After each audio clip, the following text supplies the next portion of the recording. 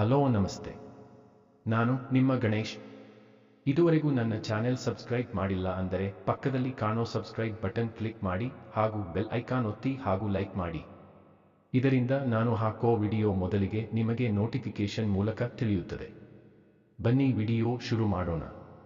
ಹಿಂದೂ ಪುರಾಣಗಳ ಪ್ರಕಾರ ಗಣೇಶ ಅತ್ಯಂತ ಜನಪ್ರಿಯವಾದ ದೇವರು. ಎಲ್ಲ ಸಾರಿಯೂ ಅವನಿಗೆ ಅಗ್ರ ಪೂಜೆ. ಗಣೇಶನ ವಿಗ್ರಹಗಳು ದೇಶದ ಪ್ರತಿಯೊಂದು ಮೂಲೆಯಲ್ಲೂ ಸರ್ವವ್ಯಾಪಿ.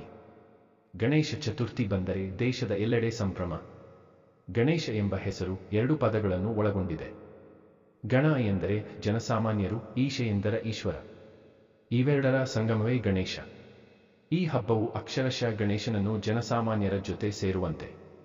ಗಣೇಶನನ್ನು ಹಲವು ವರ್ಷಗಳಿಂದ ಪೂಜಿಸಲಾಗುತ್ತಿದೆ. ಅವನ ಕಥೆಗಳು ಸಾಕಷ್ಟು ಜನಪ್ರಿಯತೆಯನ್ನು ಗಳಿಸಿವೆ. ಗಣಪನ ಜನ್ಮದ ಕಥೆ. ಶಿವ ಮತ್ತು ಪಾರ್ವತಿ ದೇವಿಯು ಕೈಲಾಸ ಪರ್ವತದ ಮೇಲೆ ವಾಸವಿದ್ದರು. ಹೆಚ್ಚಿನ ಸಮಯ ಪಾರ್ವತಿ ಪರ್ವತದಲ್ಲಿ ಏಕಾಂಗಿಯಾಗಿರುವಾಗ ಶಿವನು ತನ್ನ ಇತರ ಜವಾಬ್ದಾರಿಗಳನ್ನು ಪೂರೈಸುತ್ತಿದ್ದನು. ಒಂದು ದಿನ ಪಾರ್ವತಿ ಸ್ನಾನ ಮಾಡಲು ಹೋಗಬೇಕಾಗಿತ್ತು. ಆಗ ಕಾವಲಿಗೆ ಇರಲಿ ಎಂದು ಅರಿಶಿನದಿಂದ ಮಗುವಿನ ಪ್ರತಿಮೆ ಮಾಡಿ ಅದಕ್ಕೆ ಜೀವ ತುಂಬಿದಳು. ಅವಳು ಅಮ್ಮನಿಗೆ ಸಂಪೂರ್ಣ ನಿಷ್ಠನಾಗಿದ್ದನು. ನಾನು ಸ್ನಾನಕ್ಕೆ ಹೋಗುತ್ತಿದ್ದೇನೆ, ಯಾರಾದರೂ ಬಂದರೆ ನೋಡಿಕೋ ಎಂದನು. ಕಾವಲು ಕಾಯುತ್ತಿದ್ದ ಗಣಪನಿಗೆ ಪರಶಿವನು ಎದುರಾದನು. ಆಗ ಶಿವನು ಜಾಗ ಬಿಡುವಂತೆ ಕೇಳಿದಾಗ ಗಣಪನು ಒಪ್ಪಲಿಲ್ಲ. ಇಷ್ಟೇ ಹೇಳಿದರೂ ಕೇಳದ ಗಣಪನ ಬಗ್ಗೆ ಕೋಪಗೊಂಡ ಶಿವನು ಗಣೇಶನ ಶಿರಚ್ಛೇದ ಮಾಡಿದನು. ಪಾರ್ವತಿಯು ಸ್ನಾನದಿಂದ ಹೊರಬಂದಾಗ ಅವಳು ಸೃಷ್ಟಿಸಿದ ಮಗುವಿನ ಶಿರಚ್ಛೇದವಾಗಿರುವುದು ತಿಳಿಯಿತು. ಶಿವನ ಮೇಲೆ ಕೋಪಗೊಂಡು ವಿಶ್ವದ ನಾಶಕ್ಕೆ ಮುಂದಾದಳು.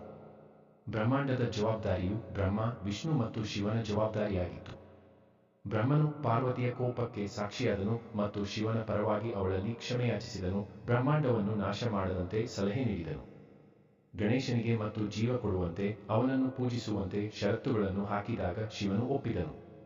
ಶಿವ ಕೂಡ ತನ್ನ ಕೋಪದಲ್ಲಿ ತಾನು ಮಾಡಿದ ತಪ್ಪನ್ನು ಅರಿತುಕೊಂಡು ಪಾರ್ವತಿ ಬಳಿ ಕ್ಷಮೆಯಾಚಿಸಿದ. ತನ್ನ ಸೇವಕರನ್ನು ಕರೆದ ಶಿವ ಕಾಡಿಗೆ ಹೋಗಿ ದಕ್ಷಿಣಕ್ಕೆ ತಲೆ ಹಾಕಿರುವವರ ತಲೆ ತರುವಂತೆ ಹೇಳಿದ. ಆದರೆ ಅವರು ಆನೆಯ ತಲೆಯನ್ನು ತಂದರು. ನಂತರ ಆನೆಯ ತಲೆಯನ್ನು ಗಣೇಶನಿಗೆ ನೀಡಲಾಯಿತು. ಆಗ ಗಣೇಶ ಜೀವ ತಾಳಿದನು. ಈ ಕಥೆಯ ನೀತಿ ಏನೆಂದರೆ, ಈ ಕಥೆಯು ಗಣೇಶನ ಜನನದ ಬಗ್ಗೆ ಎಷ್ಟು ಮಾತನಾಡುತ್ತದೆಯೋ, ಕೋಪವು ನಮ್ಮ ಹತ್ತಿರದ ಮತ್ತು ಆತ್ಮೀಯರಿಗೆ ಹೇಗೆ ಹಾನಿಯನ್ನುಂಟು ಮಾಡುತ್ತದೆ ಎಂಬುದನ್ನು ತಿಳಿಸುತ್ತದೆ. ಸಾಧ್ಯವಾದಷ್ಟು ಬೇಗ ತಪ್ಪನ್ನು ಸರಿಪಡಿಸುವುದು ಎಷ್ಟು ಅಗತ್ಯ ಎಂಬುದರ ಕುರಿತು ಒಂದು ಪ್ರಮುಖ ಪಾಠವನ್ನು ಇದು ನಮಗೆ ಕಲಿಸುತ್ತದೆ. ಹೀಗೆ ಇದೇ ರೀತಿ ಇಂತಹ ಕಥೆ ಕೇಳಲು ನನ್ನ ಚಾನೆಲ್ ಸಬ್ಸ್ಕ್ರೈಬ್ ಮಾಡಿ, ಹಾಗೆ ಪಕ್ಕದಲ್ಲಿ ಕಾಣೋ ಬೆಲ್ ಐಕಾನ್ ಒತ್ತಿ ಶೇರ್ ಮಾಡೋ ಮೂಲಕ ಸಪೋರ್ಟ್ ಮಾಡಿ. ಧನ್ಯವಾದಗಳು.